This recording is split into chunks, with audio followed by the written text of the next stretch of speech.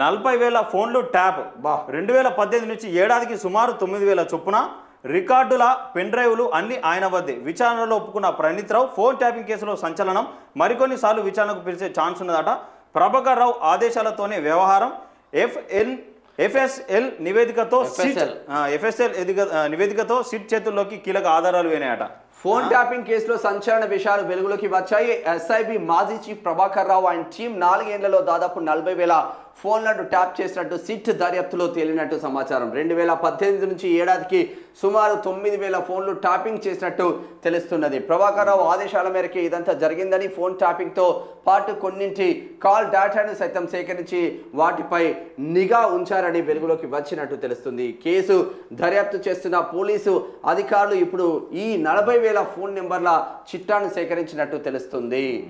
ప్రణీత్ రావు అన్ని చెప్పేస్తున్నాడు. Phone tapping కేసులో పోలీసులు సేకరించిన ఆధారాలు, ఇతర ఎవిడెన్స్ కు సంబంధించి ఎఫ్ఎస్ఎల్ అంటే ఫోరెన్సిక్ సైన్స్ ల్యాబ్ నివేదికలు విచారణ అధికారులకు అందాయి. ఈ నివేదికల ఆధారంగా పోలీసులు ప్రణీత్ రావు అంటే సస్పెండెడ్ డిఎస్పీని ప్రశ్నించడంతో అతడు ట్యాపింగ్ గుట్టు విప్పినట్టు తెలుస్తా ఉంది. ఫోన్ ట్యాపింగ్ పై BRS no comment. Congress BJP విమర్శిస్తున్న సైలెంట్. కాళేశ్వరం ఫార్ములా రేస్ విచారణ నేపథ్యంలో మాత్రం హడావుడి.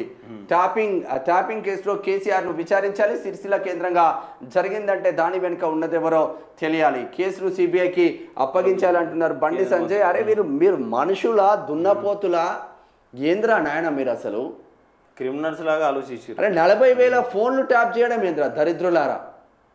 40,000 ఫోన్లు. సినీ ఇండస్ట్రీకి సంబంధించిన హీరోయిన్ల ఫోన్లు కూడా ట్యాప్ చేసినట్టు ఆరోపణలు వస్తున్నాయి. జడ్జిల ఫోన్లు, రాజకీయ నాయకుల ఫోన్లు, మళ్ళీ ఈ దుర్మార్గులు జర్నలిస్టుల ఫోన్లు చేసిండ్రు. ఈ దుర్మార్గులు ఏం చేసిండ్రు, వాళ్ళ అనుచరుల ఫోన్లు కూడా ట్యాప్ చేసిండ్రు. ఏకంగా కేసీఆర్ ఏం చేసిండు, హరీష్ రావు, ఈటెల రాజేందర్ ఫోన్లు కూడా ట్యాప్ చేయించిండంట. ఎవడు ఏ పని చేస్తున్నాడో మనకు తెలవాలి. ఇంత దుర్మార్గమా? వీళ్ళపైన దేశద్రోహం కేసు పెట్టి లోపలేయాల్సిన అవసరం అయితే ఉంటుంది. ఏం జరుగుతుందో చూద్దాం. ఒకవేళ ఇట్లనే సైలెంట్గా ఉంటే మాత్రం కాంగ్రెస్ బీఆర్ఎస్ లోపైకారు ఒప్పందమే అనుకోవచ్చు. అంతే.